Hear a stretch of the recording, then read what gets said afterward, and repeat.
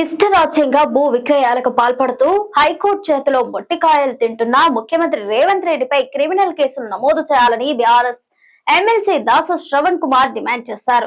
తెలంగాణ భవన్ లో ఏర్పాటు చేసిన మీడియా సమావేశంలో ఆయన మాట్లాడారు. రియల్ ఎస్టేట్ బ్రోకర్ కు ఉన్న విలువ రేవంత్ రెడ్డికి లేవని, సీఎం వ్యవహారం రియల్ ఎస్టేట్ వ్యాపారులు సిగ్గుపడే విధంగా ఉందని విమర్శించారు. సీఎం అనే పదాన్ని తీసేసే రియల్ ఎస్టేట్ బ్రోకర్ అని మార్చుకోవాలని సూచించారు.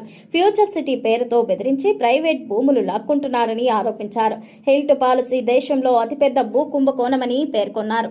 హిల్ట్ పేరుతో 6 లక్షల కోట్ల రూపాయల దందా చేస్తున్నారని పేర్కొన్నారు. హిల్ట్ పాలసీపై ఛార్జ్ షీట్ రిలీజ్ చేస్తామని హెచ్చరించడంపై మండిపడ్డారు. పేద ప్రజలు బంజారాహిల్స్ లో ఉండవద్దా అంటూ ప్రశ్నించారు. ఏసీబీ ఆఫీస్ ముందు ఉన్న భూమిని వేలానికి పెట్టారని ఆరోపించారు. కాంగ్రెస్ సర్కార్ది ప్రజాపాలన కాదు, ప్రజా దోపిడీ పాలన అంటూ విమర్శించారు. కేంద్రం కోటా ప్రకారమే ధాన్యం కొంటామని చేసిన ప్రకటనను రైతులు రోడ్ల మీదకు రాకముందే ప్రభుత్వం ఇచ్చిన స్టేట్మెంట్లను ఉపసంహరించుకోవాలని డిమాండ్ చేశారు. బేసిక్ ఎథిక్స్, వాల్యూస్ అని కొన్ని ఉంటాయి. ఏ ప్రొఫెషన్కైనా కొన్ని ఎథిక్స్ ఉంటాయి. రియల్ ఎస్టేట్ దందా చేసేటోనికి కూడా ఒక ఎథిక్స్ ఉంటాయి. ఏంటి అంటే, ఒక ప్లాట్ అమ్మేటోడు ఆ ప్లాట్ అమ్మేటువంటి సందర్భంలో దానికి ఉన్న లీగాలిటీ ఏంటి, ఓనర్షిప్ ఏంటి, టైటిల్ డిస్ప్యూట్స్ ఏంటి, ఏమీ లేకుండా ఆ ప్లాట్ని తీసుకెళ్ళి ఇంకోళ్ళకి అమ్ముతాడు.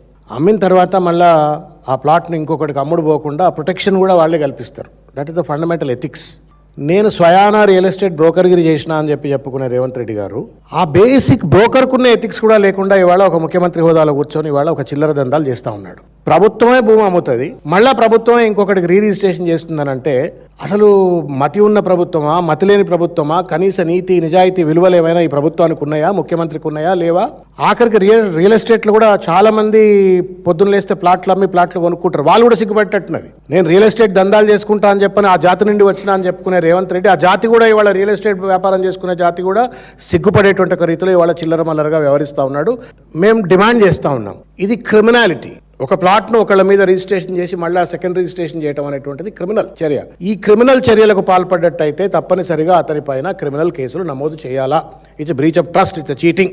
ఇది నమోదు చేయాలని చెప్పని నేను కోరుతా ఉన్నాను. రెండోది ఏంటి అంటే, పాలకుడు అనేటువంటి వాడు ఎవడైనా సరే, ఎవరైనా కానివ్వండి, రేపు పొద్దునట్టు ఇంకెవరైనా ముఖ్యమంత్రి అయినా, లేకపోతే ఏ రాష్ట్రంలో ఎవరైనా ముఖ్యమంత్రులైనా ప్రధానమంత్రులైనా పాలకులు తోటమాలి లాంటి వాళ్ళు. 5 ఏళ్ల పాటు కట్టుబాటు కలిగినటువంటి ఒక తోటమాలి మాత్రమే. కానీ తోటమాలి 5 ఏళ్ళు ఉండవాయనంటే నేను చెట్లను నరుకుతా, నేను అందులో భూమి ముక్కలు చేసి భూమిని అమ్ముతానంటే చర్ణకోల పట్టుకొని బడత పూజ చేస్తారు.